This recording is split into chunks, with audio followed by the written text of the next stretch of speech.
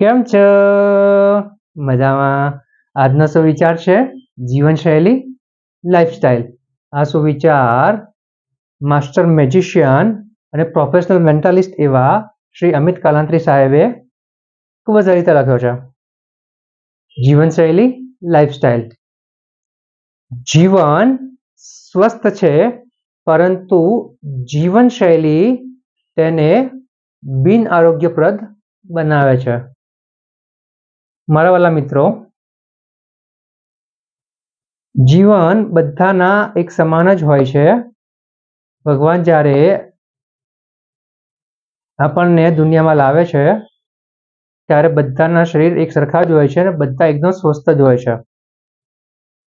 પરંતુ પછી આપણી આ જે જીવનશૈલી આપણે અપનાવીએ છીએ તેના પ્રમાણે આપણા શરીરમાં ફેરફાર થતા રહે છે. જો આપણે સારી જીવનશૈલી અપનાવીએ, સારી રીતે જીવીએ, સારું ખાવાનું ખાઈએ, સારી વસ્તુઓ વાંચીએ, સારા પુસ્તકો વાંચીએ, સારી વસ્તુઓ જોઈએ, તો આ બધાની અસર આપણા શરીર ઉપર અને મન ઉપર પડે છે. માટે જો આપણે આપણું શરીર ને આપણું મન એકદમ સ્વસ્થ રાખવું હોય તો આપણે આપણા જીવનશૈલીમાં પણ એટલી સુંદર અને સારી વસ્તુઓ રાખવી પડશે. ફાલતુનો સમય ક્યાંય વેડફવો જોઈએ નહીં. કારણ કે જ્યારે ફાલતુનો સમય આપણે વેડફીએ છીએ, આપણા સમયને ફાલતુ સમજીને વેડફીએ છીએ, ત્યારે ચોક્કસ જ આપણા જીવનશૈલીમાં એવા ફેરફાર કરે છે કે આપણે સ્વસ્થમાંથી અસ્વસ્થ થઈ જઈએ છીએ.